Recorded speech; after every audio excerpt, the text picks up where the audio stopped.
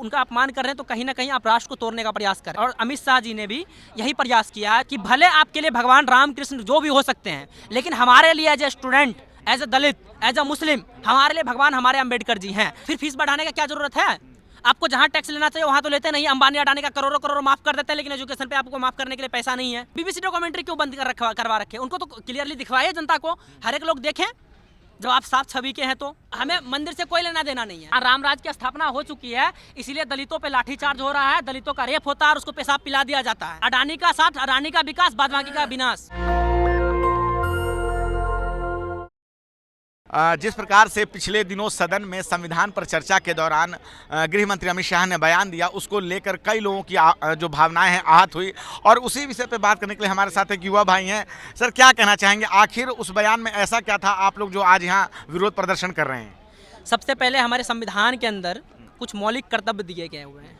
मौलिक कर्तव्य ये कहता है कि अगर आप हिंदुस्तान में हैं तो आपका ये फर्ज बनता है कि जितने भी स्वतंत्रता सेनानी हैं आप उनका सम्मान करें। सबसे पहला, अगर आप उनका अपमान कर रहे हैं तो कहीं ना कहीं आप राष्ट्र को तोड़ने का प्रयास करें। और अमित शाह जी ने भी यही प्रयास किया है। जो संसद भवन के अंदर उन्होंने बोला है अम्बेडकर अम्बेडकर अम्बेडकर, एक फैशन बन गया है। इससे ज़्यादा भगवान का नाम लेते तो शायद स्वर्ग मिल जाता, शायद स्वर्ग मिल जाता, 7 पुस्तकों को स्वर्ग मिल जाता। तो हम ये कहना चाहते हैं कि भले आपके लिए भगवान राम कृष्ण जो भी हो सकते हैं, लेकिन हमारे लिए as a student, as a Dalit, as a Muslim, हमारे लिए भगवान हमारे अम्बेडकर जी हैं। हम उनको अपना भगवान मानते हैं और आपने हमारे भगवान का अपमान किया, इसलिए हम आज आपके खिलाफ प्रोटेस्ट कर रहे हैं। अब मेन बात ये भी है कि आप बात करते हैं, बहुत से लोग, बहुत से मीडिया चैनल वाले हमसे पूछते हैं कि जब अम्बेडकर जी का कोई प्रोग्राम होता है तो मोदी जी सबसे पहले जाकर के अम्बेडकर जी का पैर छूते हैं। जब आप यहाँ पे दो मुँहा सांप वाला का किस्सा हो गया। बिहार में हमारे एक किस्सा है कि डबल मुंह है, ऊपर से कुछ और दिखते हैं, पीछे से कुछ और रहते हैं, है ना। तो जब आप कहते हैं कि अम्बेडकर का हम सम्मान करते हैं तो अम्बेडकर का सम्मान किस रूप में करते हैं? आपके भारत देश के अंदर, आपके जहाँ पे उत्तर प्रदेश जिला है, चाहे जहाँ जहाँ भाजपा शासित प्रदेश है, वहाँ पे सबसे ज़्यादा अम्बेडकर की मूर्ति तोड़ी जाती है। ये किस तरह का सम्मान है? 25 दिसंबर जो हमारा BHU है, बनारस हिंदू यूनिवर्सिटी, वहाँ पर मनुस्मृति को जलाया गया। जब भारत के अंदर भारतीय संविधान लागू है तो मनुस्मृति को जलाया जाता तो आपको कष्ट क्यों होता है? और हम कहते हैं कि भारतीय संविधान, भारत में जो मनुस्मृति है उससे इंसानियत के ऊपर वो एक धब्बा किताब है, जिन्होंने इंसानियत को एक जानवर के सम्मान ट्रीट किया है, वर्णों में बांट दिया, जातियों में बांट दिया। आप उसका सपोर्ट कर रहे हैं और भारतीय संविधान का अपमान कर रहे हैं। और भी मुद्दे हैं संसद भवन के अंदर। आप मनुस्मृति को अमर ग्रंथ बताते हैं कि ये व्यवस्था बनाए रखने की प्राचीन काल में सबसे सर्वोत्तम किताब है।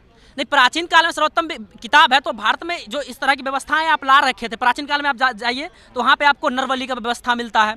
आप प्राचीन काल में जाइए तो विधवा पुनर्विवाह का व्यवस्था नहीं था। अब उसके पीछे जाइए तो दलितों को पढ़ने का अधिकार नहीं था। इस तरह का जो आप अधिकार छीन रखे थे, अब जो दलित हैं या मुसलमान है या कोई जो पिछड़ा जाति है, वो जब शिक्षा की तरफ आते हैं तो आपको कष्ट होता है कि जब ये लोग सत्ता में आएंगे, जब शिक्षा ले लेंगे, शासन करेंगे, हम पे शासन करेंगे, तो उनको कष्ट होता है कि इनको कैसे दूर किया जाए इन चीज़ों से। और उसका ये एक असंभव सा प्रयास है जो कभी सफल नहीं होने वाला है। शिक्षा को लेकर क्या सरकार न्यू एजुकेशन पॉलिसी लाई है, कई जगह स्कूल खोलती है, 10वीं 12वीं तक की शिक्षा फ्री कर रखी है, तो आप कैसे कह रहे हैं कि शिक्षा पे प्रहार कर रहे हैं? बिल्कुल शिक्षा पे प्रहार कर रहे हैं। आप देखिए, अब बात करते हैं मोदी जी, हमारे जो केंद्र में जो बैठे हुए सरकार है, वो कहते हैं 1 नेशन 1 इलेक्शन। ये जब संभव हो सकता है, आप बिल लाकर के इसको पास कर सकते हैं, तो 1 नेशन 1 एजुकेशन सिस्टम क्यों नहीं लागू हो सकता है? एक देश के अंदर आप ऐसे स्कूल देखेंगे। हमारे बिहार के अंदर जाइए, वहाँ पे ऐसे विद्यालय जहाँ पे सड़ा हुआ खिचड़ी मिलता है खाने के लिए, बच्चों को सही तरीके से टीचर नहीं मिलते पढ़ाने के लिए। और जो टीचर है तो एक टीचर के ऊपर 100 बच्चे, 150 बच्चे हैं। ऐसे थोड़ी ना होता है एजुकेशन सिस्टम में। आप एजुकेशन सिस्टम एक साल आइए, एक सा एजुकेशन सिस्टम लाइए और सभी के लिए समान एजुकेशन सिस्टम लाइए। एजुकेशन में बजट बढ़ाइए। एजुकेशन का बजट आप 2.5% देते हैं, और जब अपना TA DA आचार्य बढ़ाने का बारी आता है तो सारे संसद के जो नेता हैं वो एक साइड हो जाते हैं, अपने TA DA आचार्य पर अपना बजट का लगभग में 19% खर्च करते हैं। कहीं जाएंगे तो उसका मतलब TA DA आचार्य लेते हैं। तो हम कहते हैं कि आप कहते हैं कि हमारे देश के युवा आगे बढ़ें। युवा आगे कैसे बढ़ेगा? भारत विश्वगुरु कैसे बनेगा जब आप एजुकेशन पर खर्च करेंगे 2.5% और खुद के रखरखाव के ऊपर स्किल डेवलपमेंट प्रोग्राम नहीं चला रहे हैं क्या देश के युवाओं के लिए? स्किल डेवलपमेंट प्रोग्राम कई क्षेत्रों में चला रहे हैं। कौन सा क्षेत्र है स्किल डेवलपमेंट प्रोग्राम में? अभी AI टेक्नोलॉजी है, उस पर कभी भारत में बात होता है? कभी बात हुआ है? कौन सा सेंटर पे AI टेक्नोलॉजी का बात हो रहा है? बता दीजिए हमें। कौन सा ऐसा क्षेत्र है जहाँ पे साइंस एंड टेक्नोलॉजी का बहुत बेहतर तरीके तरीके से सेटअप किया गया हो, अच्छे अच्छे यूनिवर्सिटी में। भारत फिर मैं बता रहा हूँ चांद के दक्षिणी हिस्से पे कैसे उतर गया अगर विज्ञान के क्षेत्र में काम नहीं कर रहा है तो? क्षेत्र में काम कर रहा है, लेकिन वो एक मतलब इसरो काम कर रहा है, ठीक है, लेकिन जो विद्यालय के अंदर जो हमारा प्रयोगशाला होना चाहिए। इसरो में कोई डायरेक्ट तो चला नहीं गया, वैज्ञानिक कहाँ से है? भारत से ही है ना। भारत से ही आए, प्रयोगशाला वो हमारे व्यवस्था यानी कि भारत में बनी हुई है, यानी कि सरकार अच्छा काम कर रही है, तभी तो ऐसे वैज्ञानिक बने। नहीं नहीं, सरकार, हम कहाँ कह रहे हैं सरकार अच्छा काम नहीं करे, कुछ ना कुछ तो अच्छा कर ही रही है ना। अब जो पुराना व्यवस्था है आप उसी को लागू कर रहे हैं। हम ये कह रहे हैं कि विद्यालय के अंदर प्रयोगशाला तक नहीं है। अगर हम पोटेशियम परमैंगनेट खोजने जा रहे हैं तो नहीं मिल रहा है वहाँ पे हमारे लिए। ऐसे प्रयोगशाला बहुत सारे कम है, आप ये कहना? हाँ, प्रयोगशाला है ही नहीं विद्यालय में, बस किताबों पे हम पढ़ते हैं कि ऐसा ऐसा होता है, प्रैक्टिकल करने का कोई साधन ही नहीं है, ये है। इसी के साथ साथ आप चले जाइए स्वास्थ्य के क्षेत्र में। स्वास्थ्य के क्षेत्र में 0.37% खर्च हो रहा है। भाई कैसे? इतना बड़ा देश है, 140 करोड़ की आबादी है, अब 0.37% खर्च कर रहे हैं और खुद के 19% खर्च करेंगे, ऐसे कैसे होगा? आप स्वास्थ्य का बजट बढ़ाए ना, जो चीज़ हमारे पब्लिक हेल्थ केयर के लिए बजट बढ़ाए, लेकिन आप वहाँ काम करेंगे नहीं। अब सरकार तो कहती है कि पूरे विश्व में कोरोना में जितनी मार हुई, भारत ने उसको बहुत अच्छे तरीके से हैंडल किया है। नहीं, बहुत अच्छे तरीके से हैंडल किया, इसलिए गंगा में लाशों की नदियाँ बह रही थी, गंगा में लाशों की नदियाँ इसीलिए बह रही थी, बिना ऐसे ऐसे लोग मरे हैं जिनको लोग छू तक नहीं रहे हैं। मैं बिहार से हूँ, गंगा के, मैं पटना में उसमें पढ़ाई करता था, गंगा नदी के किनारे में निकला था तो खाली लाश अंदर पड़ी हुई थी, कोई छूने वाला तक नहीं था उसे। आप कह रहे हैं अच्छे से निपटारा हुआ, और अगर अच्छे से अगर निपटारा होता तो इस तरह की समस्या नहीं होती ना। तो आप लोग जो कह रहे हैं कि संविधान को लेकर की, लेकिन वो तो आप ही लोगों पर आरोप लगा रहे हैं कि संविधान बचाने की छद्म लड़ाई आप लोग लड़ रहे हैं। जो पिछले 75 वर्षों में हुआ है, जो भी राजनीतिक दल रहे हैं जिन्होंने शासन किया है, उन्होंने संविधान का नुकसान किया है। भाजपा ने कभी भी संविधान का नुकसान नहीं किया, और उनके समय में 140 करोड़ की जनता का विकास हो रहा है। नहीं, भाजपा जो भी बोले, मैं ये कहता हूँ कि भारत के अंदर जितने भी सत्ता में लोग आए हैं, जो भी पार्टी हो, चाहे कांग्रेस हो, बीजेपी हो या कोई भी हो अदर पार्टी, वो सभी एक ही थाली के चट्टे बट्टे हैं, और वो ये चाहते हैं कि जितना देश कांग्रेस ने लूटा है उतना भारतीय जनता पार्टी भी लूटेगी, और चाहते हैं कि हम लोग जितने भी पार्टी हैं सब मिलकर देश को लूटें और जनता को घंटा दिखाते रहें, और जनता इन चीज़ों में अब नहीं फंसने वाली है, वो अपना खुद का निर्णय लेगी। इसी तरीके से अभी बिहार में देखिए, बिहार के अंदर जो आंदोलन स्टार्ट है उस पर किस तरह से रात में पानी बच्चों के ऊपर डाला जाता है, उसको मारा जाता है, और कई बच्चे उसमें घायल होकर के मर भी गए हैं। लेकिन भारतीय सरकार जो है, या नीतीश कुमार की सरकार, उसके कान पे जूई तक नहीं रहेंगी है। और आप इस बात को जान लीजिए कि 1970 के दशक में बिहार की वही भूमि है जहां से छात्र आंदोलन स्टार्ट हुआ था और देश की दशा और दिशा दोनों बदल दी थी। हमें लगता है कि वही स्थिति फिर भारत में निर्माण हो रहा है, और भारत की दशा और दिशा बदलेगी, और बिहार की भूमि से ही बदलेगी। मोदी जी के नेतृत्व में पूरे भारत का जो है डंका बज रहा है। आप कह रहे हैं कि भारत की दशा और दिशा बिगड़ी हुई है। भारत का डंका किस क्षेत्र में बज रहा है? एजुकेशन के क्षेत्र में तो आप फेल्योर हैं। 2% बजट खर्च कर रहे हैं, 40 सेंट्रल यूनिवर्सिटी हैं और 140 करोड़ जनता है। अगर एक यूनिवर्सिटी में आप जाइए तो मुश्किल से 10,000 बच्चे से ज़्यादा नहीं पढ़ते हैं एक सेंट्रल यूनिवर्सिटी में। आपके पास 40 सेंट्रल यूनिवर्सिटी हैं। सेंट्रल यूनिवर्सिटी आप बढ़ा नहीं रहे हैं। पिछले 11-12 साल में एक भी सेंट्रल यूनिवर्सिटी बना नहीं है। लास्ट सेंट्रल यूनिवर्सिटी जो महात्मा गांधी अंतर्राष्ट्रीय हिंदी विश्वविद्यालय है 2010 में मनमोहन सिंह का बनाया हुआ है। आपने कितना यूनिवर्सिटी बनाया है उसका तो सबूत दीजिए ना, उसका निर्माण दीजिए, आप उसका सबूत दीजिए कि हमने इतना बनवाया है, एजुकेशन फील्ड में इतना खर्च किया है। और उल्टा आप बजट को और कम करते जा रहे हैं। जो 2.9% था वो 2.5% हो रहा है। जीएसटी आप लगा रहे हैं कॉपी कलम पे। क्यों भाई जीएसटी यहाँ क्यों लगाना? जीएसटी आप कॉपी कलम पे लगा रहे हैं, कफन पे लगा रहे हैं, जहाँ खाने पीने की चीजों पे जीएसटी लगा रहे हैं, कफन तक पे जीएसटी आप लगा दिए हैं। ऐसे थोड़ी ना होता है। आप कह रहे हैं कि हम भारत का विकास कर रहे हैं, तो भारत का विकास ऐसे थोड़ी ना होगा। देश का विकास होने के लिए टैक्स नहीं आएगा तो पैसा कहाँ से आएगा? काम कैसे होगा फिर? नहीं, आप तो टैक्स तो ले ही रहे हैं ना। आप कह रहे हैं कि एजुकेशन सबके लिए फ्री होना चाहिए। आप भी अभी पत्रकार महोदय आपने भी कहा एजुकेशन सबके लिए होना चाहिए। तो जब आप एजुकेशन पर टैक्स लेंगे तो वो महंगा होगा, तो जो उसको अफोर्ड कर पाएंगे वही ना पढ़ेंगे। फिर हम जैसे लोग कैसे पढ़ पाएंगे? आज हम जेएनयू में पढ़ रहे हैं, जामिया में पढ़ रहे हैं, या कहीं भी पढ़ रहे हैं, तो वहाँ पे जब मैं शुरू में जेएनयू खुला हुआ तो है, आपका तो बिल्कुल वहाँ पे जब मैं आया था तो उस समय मेरा फीस 300 रुपया था। आज वही फीस 8,000 रुपये हो गया है। जो हॉस्टल का फीस हमारा 500 रुपये था, वो हॉस्टल का फीस बढ़ करके पर मंथ 3,000 रुपये हो गया। खाने का फीस जो हमारा 400-500 रुपये में हो जाता था वो बढ़ा करके जेएनयू के कर्मचारियों को जो वेतन दिया जाएगा तो सरकारी सेक्टर में, तो वो कहाँ से आएगा अगर फीस नहीं बढ़ाई जाएगी तो? नहीं, फीस आप इतना क्यों बढ़ा रहे हैं? वहाँ पर जेएनयू में तो अमीर के हम लोग गरीब के बच्चे आते हैं, तो हम लोग के लिए फीस क्यों बढ़ा रहे हैं? वहाँ का प्रबंधन के लिए पैसा कहाँ से आएगा? प्रबंधन सरकार दे, हम लोग से टैक्स लेती है ना। 58 प्रकार का टैक्स हमसे वसूला जाता है। एक सलाई लेते हैं उस पर भी टैक्स लेते हैं हमसे।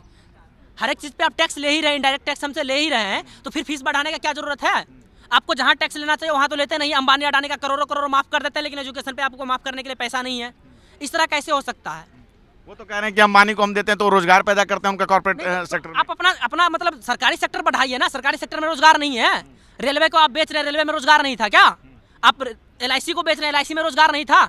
आपने भारत में जब से सत्ता में आए 11 साल के अंदर 3 लाख उद्योग धंधे, छोटे छोटे उद्योग धंधे बंद कर दिए और 17 करोड़ लोग बेरोजगार हो गए आपके कारण। और भारत सरकार कह रही है कि हर साल हम 2 करोड़ रोजगार दे रहे हैं, आप कह रहे हैं कि 17 करोड़ बेरोजगार हो गए। नहीं, सरकार 2 करोड़ रोजगार दे रही, तो हमारे जो JNU में PhD करके बैठे हुए साथी लोग हैं वो ऐसे ही रोड पे नहीं घूमते रहते हैं। जब जहाँ जाते हैं एक सीट आता है और एक सीट पे इतना कंपटीशन होता है कि वहाँ पे मतलब रिजल्ट तक नहीं देते हैं। आप यूपी पुलिस का रिजल्ट देख लीजिए, एग्जाम ले लेते हैं, रिजल्ट नहीं देते हैं। बिहार होमगार्ड का देख लीजिए, एग्जाम ले लेते हैं, 10 साल बाद रिजल्ट देते हैं। ऐसे थोड़ी ना होता है। आप इतनी व्यवस्था में खामियां बता रहे हैं, लेकिन जब चुनाव होते हैं तो आखिर फिर से इन्हीं की सरकार आती है। तो उनका कहना है कि भाई लोकतंत्र में चुनाव के द्वारा सरकार का निर्माण होता है, जनता हमारे साथ है, हम काम कर रहे हैं तभी तो हमको चुना जा रहा है। नहीं, मैं वो नहीं बोल रहा। जनता तो चुन रही है आपको, लेकिन जनता आपको अच्छे काम के लिए चुन रही है ना। आप जनता आपको अच्छे काम के लिए चुन रही है ना। आप संसद भवन के अंदर जाइए, 248 सांसद ऐसे हैं जिनके ऊपर क्रिमिनल केसेस चल रहे हैं। और जब ये क्रिमिनल केसेस वाले लोग जब संसद भवन में बैठेंगे तो जो कानून बनाएंगे वो अपने पक्ष में बनाएंगे, गुंडागिरी के पक्ष में बनाएंगे, हमारे लिए कानून नहीं बनाएंगे।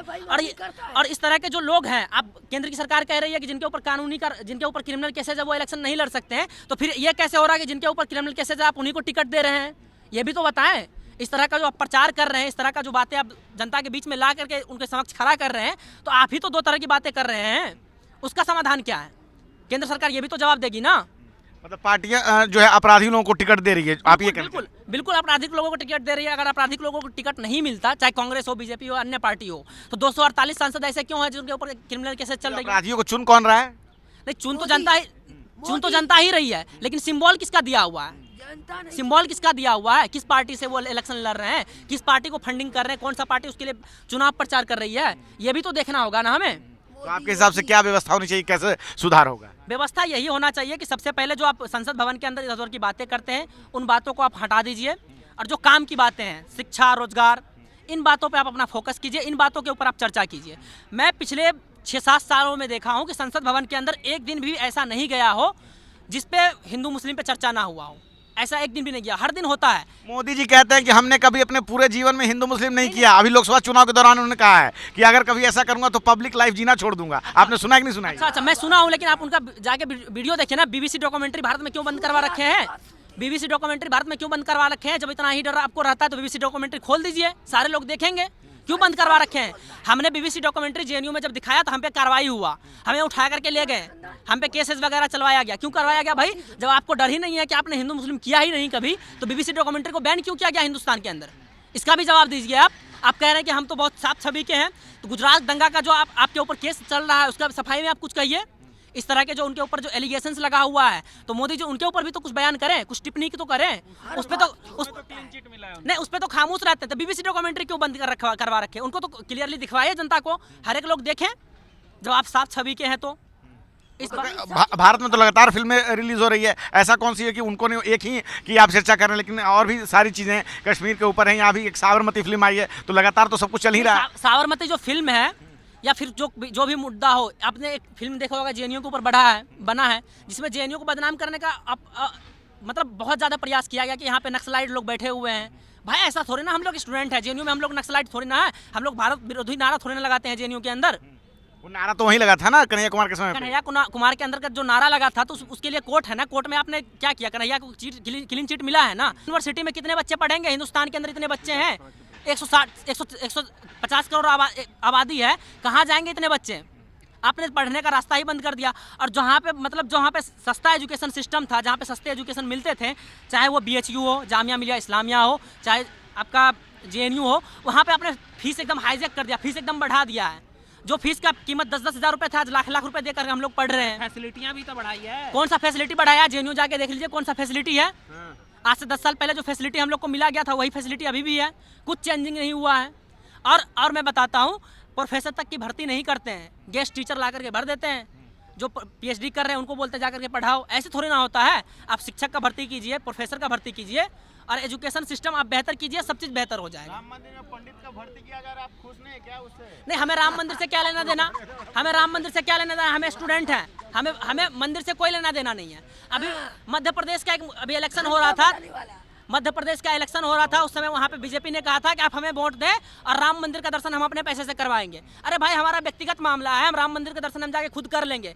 आप जो पैसे हम पे खर्च कर रहे हैं वो एजुकेशन पे क्यों नहीं खर्च कर रहे हैं? इस तरह की बात आप क्यों नहीं करते हैं? हमारा सवाल ये है। मस्जिद के नीचे मंदिर भी मिल रहा है आजकल।